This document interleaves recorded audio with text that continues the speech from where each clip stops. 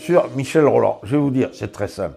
Bon, il s'est dit beaucoup de choses, certainement trop de choses, et comme toujours, quand il se dit trop de choses, il se dit des bêtises. Ça, c'est la logique. Je peux ne pas paraître aussi humble que je suis. Vous savez, quand vous êtes vinificateur et dégustateur, l'humilité, c'est quand même la qualité maîtresse. Parce que vous vous apercevez que vous ne faites pas tout ce que vous voulez partout où vous le faites, et qu'en dégustation, même si on a des idées, c'est pas quand même une science exacte. 2 et 2, ça fait pas forcément 4 en dégustation. Voilà. Alors, en partant de ça, et ça a été ma vie, je dirais, parce que 40 ans, c'est quand même ma vie, quand je suis à Pomerol, je fais du Pomerol. Quand je suis dans la vallée de Los Viñedos, je fais de la vallée de Los Viñedos, je ne fais pas du Pomerol. Parce qu'on ne peut pas, on ne change pas, on n'intervient pas sur le terroir. On peut intervenir sur la qualité des raisins produits, mais on ne fait pas du Pomerol au Brésil ou du Brésil à Pomerol. Et la réciproque est vraie. Bon, alors, donc, Michel, il est d'abord humble. Il regarde, il essaie de comprendre et il essaie de faire le meilleur. Voilà, ça c'est ma philosophie, ça c'est la vraie. Que j'y sois pas arrivé tout le temps, je partage tout à fait, hein. Je n'ai aucun problème là-dessus. Mais la philosophie, elle est là. Je n'arrive pas en disant, je vais faire ci, je vais faire là. Non, je regarde, j'observe, j'essaie de comprendre et j'agis. Voilà, ça c'est ma philosophie. L'avenir du vin, alors l'avenir du vin, bon, d'abord, je suis un optimiste naturel. Alors, je ne vois pas pourquoi je serais pessimiste en pensant à l'avenir du vin. Qu'est-ce qu'il nous faut pour le vin ? Il faut faire des produits qui intéressent des consommateurs.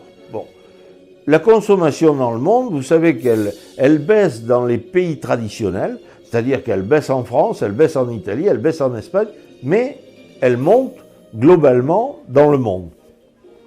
Il y a des grands pays qui font partie de l'avenir du vin, comme tout le monde sait, la Chine, numéro 1, qui se met à consommer du vin. Je pense qu'on a un atout majeur avec la Chine, c'est que le gouvernement chinois souhaite que la population consomme du vin plus que des alcools. Bon, donc ça, c'est quand même très fort. On a un autre pays qui est un pays qui monte beaucoup en consommation, le Brésil, votre pays. Bon, on est ravis, c'est une grosse puissance, c'est beaucoup de consommateurs, donc c'est un pays qui a un potentiel consommation important. Pour dire 2 mots, je pense que le Brésil est en train de s'améliorer qualitativement de façon assez importante. Il y a beaucoup de travail à faire.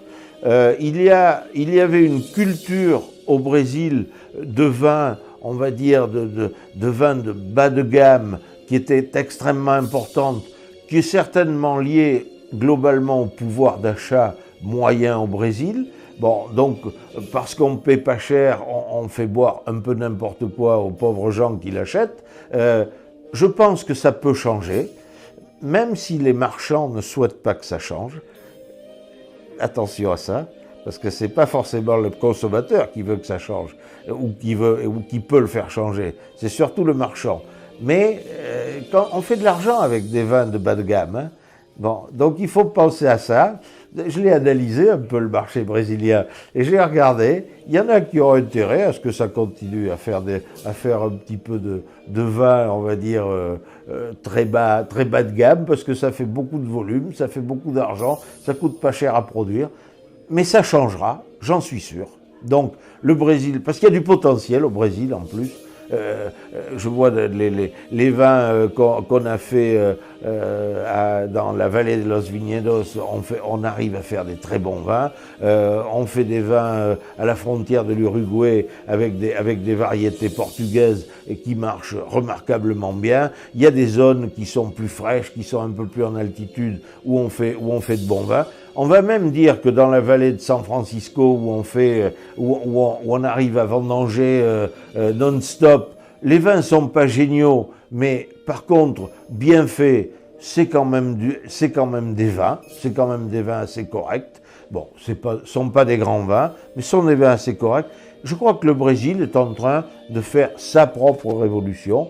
Et les consommateurs brésiliens demanderont de la qualité dans le futur et de plus en plus de qualité. Donc je pense que ce marché sera un gros marché, non seulement pour la production brésilienne, mais sera un gros marché aussi d'importation, parce que le Brésil n'aura peut-être pas, n'aura pas la capacité à produire ce qu'il consomme. Donc voilà les marchés, et c'est pour ça que je suis relativement optimiste sur l'avenir du vin dans le monde. Il y a l'Inde, par exemple, aujourd'hui, qui ne consomme pas de vin. C'est pas que les Indiens n'aimeraient pas le vin. On est à 300% ou 350% de taxes. Donc c'est délirant. Donc les vins, des vins qui partent à 5 euros de France, vous les retrouvez à 120 euros sur une table indienne. Bon, ça n'a pas de sens. Et bien sûr, il n'y a pas de marché. Mais ça ne veut pas dire dans le futur, ces relations commerciales ne changent pas. Donc j'ai une vision assez optimiste. Quant à l'évolution du vin et de la vigne, je pense quand même qu'il y a aujourd'hui une prise de conscience qu'il faut faire des bons produits dans le vin. On ne peut plus faire des vins comme peut-être de bas de gamme ou mauvais comme on l'a fait autrefois. Pour une raison très simple, c'est que le consommateur aujourd'hui, on va dire qu'il a trois options. Il a une option vin, bien sûr, il a une option bière, parce qu'il y a quand même une consommation de bière importante dans le monde, et il a une option soda. Bon.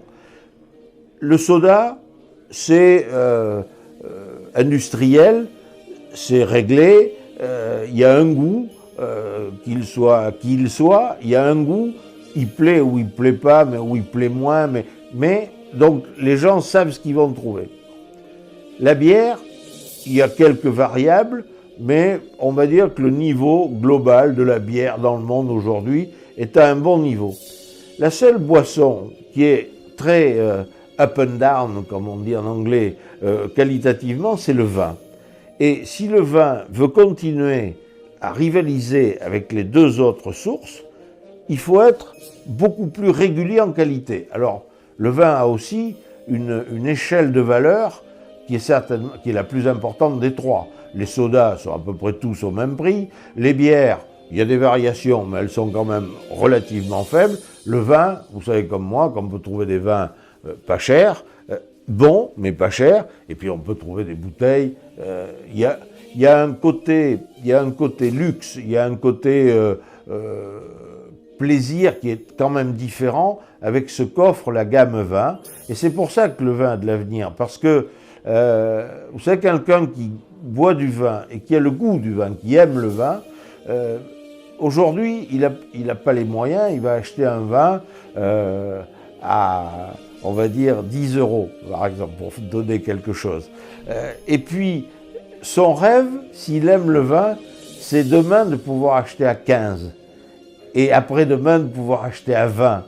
Bon, et le vin offre cette possibilité. Et je crois que c'est pour ça que le vin a, avec un positionnement juste, avec une qualité juste qui correspond à un prix, je crois que c'est, pour moi, je vois de l'avenir. Alors maintenant, si vous me parlez dans un demi-siècle, je n'ai pas d'idée, bien évidemment, mais je pense qu'il y aura des produits, il y aura des marques, parce que de toute façon, le marketing mondial est un marketing de marque. On le voit dans le luxe, et je pense que le luxe aujourd'hui Et comme ça, mais je pense que beaucoup de produits le seront dans le futur. Bon, vous voyez, vous prenez l'avion, vous allez atterrir à Bombay. Qu'est-ce que vous voyez en 4e de couverture du journal local? Vuitton. Bon, vous prenez l'avion, vous allez à New York. Qu'est-ce que vous voyez en 4e de couverture du journal? Vuitton. Vous allez à Rio de Janeiro, vous prenez l'avion, qu'est-ce que vous voyez? Vuitton. Bon, c'est ça le marketing de luxe. Mais ça dénote que le monde est un monde de marques. Le marché est un marché mondial, donc ça sera un marché de marques.